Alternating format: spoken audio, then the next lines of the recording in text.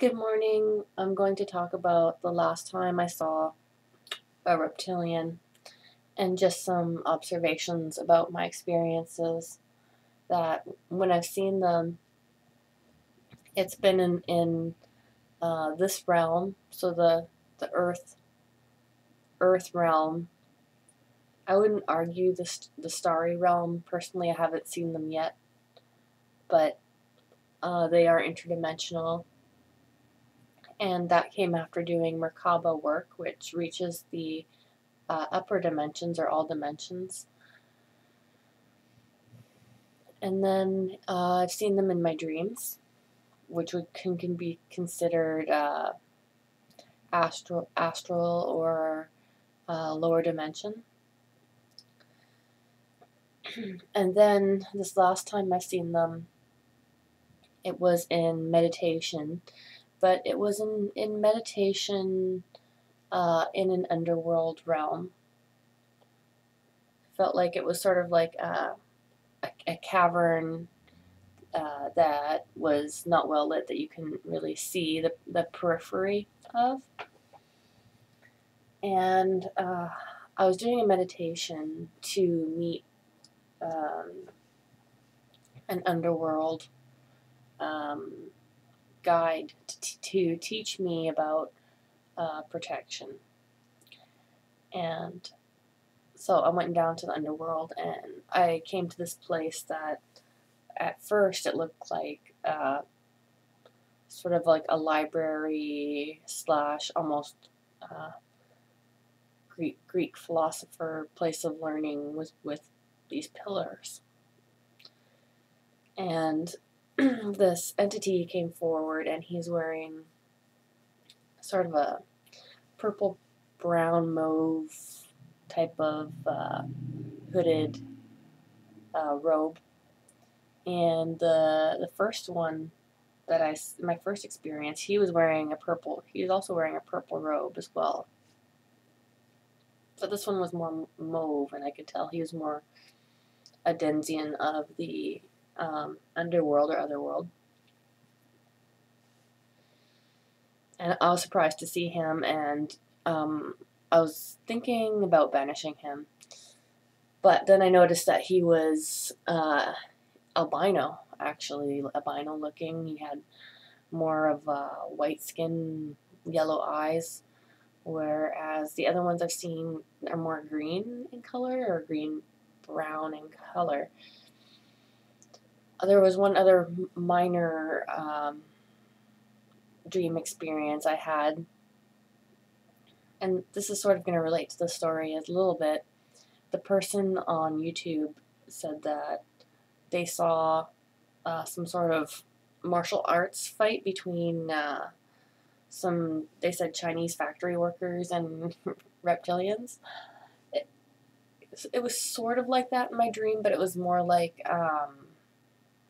me in a street fight against they look like more dinosauroids, which look sort of like velociraptors, but they look more like brown, and they're lower intelligence, and they're wear shabbier clothing, like brown, kind of ratty kind of clothing, or just plain sort of type clothing. I have a feeling they could wear suits too, but I've never actually seen this. Anyways, and then in my meditation, I was talking to this reptilian guy, and so I always use discernment. I want to know before I interact with him anymore, what's going on. So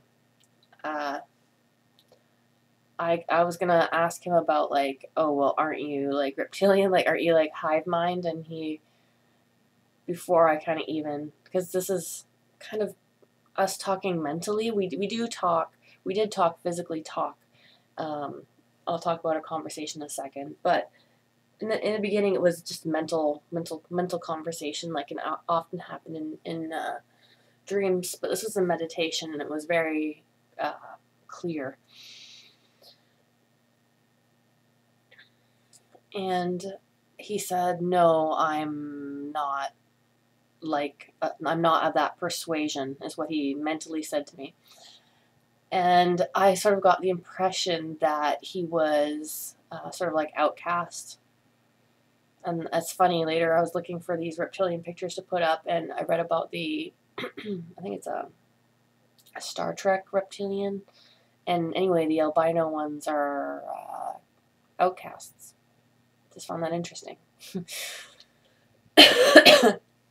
Because you should research these different elements that come to you and find out more information about them. And so I was curious about this guy, and so I asked him, well, what's your name? Because that will give you more information about something, especially magically, what something is, or just to have that energetic link to it. And he said, my name is Kata. And it was sort of like Ka with a dash and a ta. And that it sounds sort of like half in my mind. And then he actually did speak to me. And I'm just going to switch back because I have it in a journal. This happened quite a while ago, actually. His face was more white like this, but I didn't see under his robes and in his body. And that one looks a lot more friendly. This one looks like he might even be part gray hybrid. And even though he's albino, I didn't ask him this, but later I figured, or at the time I at least had the impression that he was also hybrid. He's a hybrid and an albino. If anybody has any more information about this, definitely drop me a line. I've gotten a few interesting emails. I might make an email video too. So he was entirely intelligent, and he said of a race that's known to be disruptive. He was not of this persuasion. He said, Kata, go look that up, and I have and will be working with you, but you will not see my form usually. So, and then I had an image of, dragon killing imagery and that, and I thought, well, kata is probably like a Japanese word or something, because, you have the katana sword as well. And I was reading this one person's post about doing the kata of meditation, which is basically breathing and posture in meditation. It's kata means form, the form of something, which is interesting because we are in the earth realm, the lower astral, and I was inquiring about something mental, about learning and protection more magically. So this guy, I would say he was like more the air of earth in a way. If you want to look at his elemental, his vibes are like it. Kata is a way of doing things, a series of movement or modeling. So when you do martial arts, I'm assuming you'll have these different postures and poses or forms or stances, and then and it's originally made to do with the katana, actually sword postures for fighting. And so it's a series of movements, modeling, teaching, showing, and also thinking. The practitioner is generally counseled to visualize the enemy attacks and his responses as actually occurring, and then karateka are often told to read a kata to explain the imagined events. So to explain the movements or the attacks through the posturing. The study of the meaning of the movements is referred to as the bunkai, meaning analysis of the kata. Kata also has an application in many aspects of life. Kata can refer to any basic form, routine, or pattern of behavior that is practiced to various levels of mastery. In Japanese language, kata is frequently used meaning way of doing things, with emphasis on the form and the order of the process. Other meanings are training method and formal exercise. The goal of a painter's practicing, for example, is to merge his consciousness with his brush, the potter's with his clay, the garden designers with the materials of the garden. Once such mastery is achieved, the theory goes, the doing of a thing perfectly is as easy as thinking it. Focus becomes your reality. Movement follows thought. One of the things that characterizes an organization's culture is its kata, its patterns of thinking and practice. And understanding organization's culture and how to change it is an important skill for leaders. Edgar Schein suggests an organization's culture helps it cope with its environment, and one meaning of kata is a way to keep things in sync or harmony with one another.